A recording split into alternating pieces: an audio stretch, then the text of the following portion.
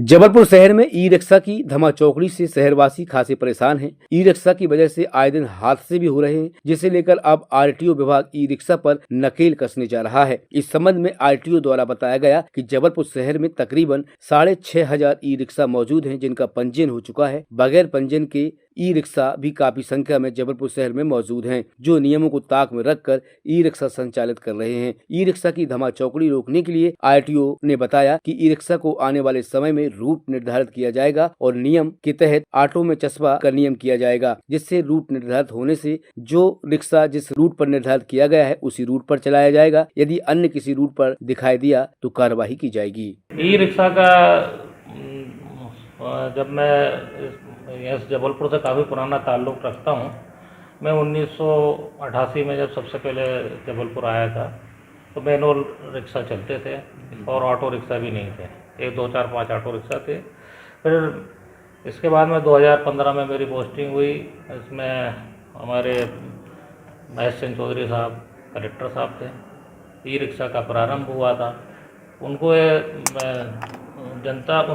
मालूम था कि बाहर से लोग आते हैं और मजदूरी करते हैं और ई रिक्शा किराए पर लेकर चलाते हैं, और एक उनको कठिनाई महसूस हुई। ई रिक्शा का जब प्रारंभ शुरू हुआ तो जबलपुर JCTL के माध्यम से गोल बाज़ार में एक मेला लगवाया गया और उन लोगों को, हितग्राहियों को ऑटो रिक्शा ई रिक्शा दिलवाए गए। तो शुरुआत ई रिक्शा की उस समय से शुरू हुई।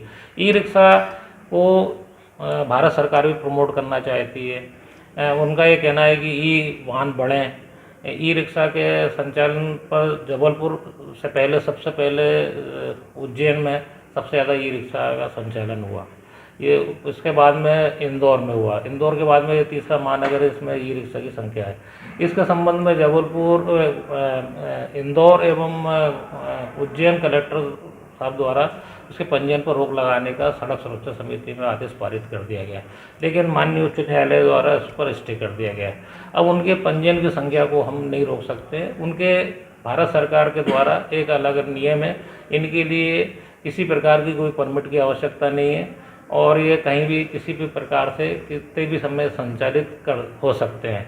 लेकिन भारत सरकार, मध्य प्रदेश सरकार चाहे तो उनके लिए नियम बना सकती है। जैसे कल जो प्रदर्शन हुआ था, उन्होंने कहा था इनके ई रिक्शा के समय वो टाइम निर्धारित किया जाए। टाइम निर्धारित नहीं किया कर सकते हम इसको, क्योंकि भारत उसको नियम के विरुद्ध होगा। तो उसके लिए संख्या सीमित की जाए, संख्या उसके लिए भी कोर्ट से स्टे है। आगे रूटों का निर्धारण या आपस में बैठ कर ये इसको ट्रैफिक जो पॉइंट है, तो सभी बुद्धिजीवी लोग, यातायात पुलिस एवं जिला प्रशासन बैठकर इसका हल निकाल पाएगा। लेकिन ये जो संख्या है, इनको भी सीमित करने का कुछ ना कुछ भारत मध्य प्रदेश सरकार से कुछ ना कुछ इसके लिए प्रस्ताव जरूर भेजेंगे कि इनकी संख्या निर्धारित की जाए। तो अभी भी इसी जिस तरह से ई रिक्शा, ऑटो रिक्शा का संचालन होता था, ऑटो रिक्शा के कारण भी जो पिटीशन लगी है, कई तरह की दिक्कतें आई, उसको भी हमने अभी भी फेस कर रहे हैं। करीब हमने 3,500 ऑटो रिक्शा के पंजीयन निरस्त किए हैं, क्योंकि नियम विरुद्ध वो चलते थे। अब उसके बाद में ई रिक्शा के बाद, ऑटो रिक्शा के बाद ई रिक्शा संचालन होने लगे। लेकिन ई रिक्शा संचालन बंद करना, इसके संबंध में भी जिला स्तर पर बैठक हुई, क्योंकि ये भी एक रोजगार है जिसमें एक व्यक्ति जो गाड़ी चलाता है वो भी अपने परिवार को पालता है।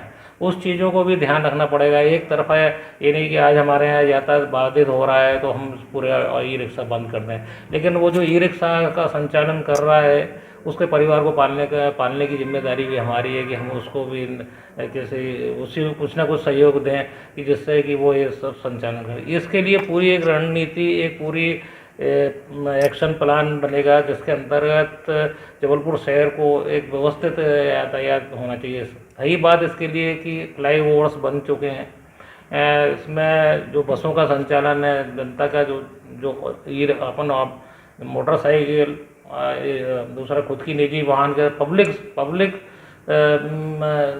के लिए जो वाहन चलाए जाए, उनकी संख्या को भी बढ़ाने का विशेष ध्यान देना चाहिए। ये अभी रूट तय करना है। रूट तय करने के बाद अभी हमारे पास जैसे ऑटो रिक्शा के 12 या 14 रूट थे, हम और रूट निकलवाएंगे, उसका सर्वे करवाएंगे कि भाई किस किस रूट पर कितने लोग जाने वाले हैं और कितने लोग उनके परमिट देने वाले हैं। आगे चल के जो पंजीयन जब होगा उनका गाड़ी, पुराने गाड़ियों के लिए भी हम रूट निर्धारण करके उनको एक अनुमति देंगे। साथ में जब नए पंजीयन होंगे तो नए पंजीयन तभी देंगे जब उनका उस पर रूट का नंबर लिखा रहेगा गाड़ी का और उसका परमिट का चस्पा होगा। क्योंकि अभी तक ये सब चीज़ें नहीं थी, लेकिन अब ये सड़क सुरक्षा समिति में इसका प्रस्ताव पारित करवा के ये हम बहुत जल्दी करने वाले हैं।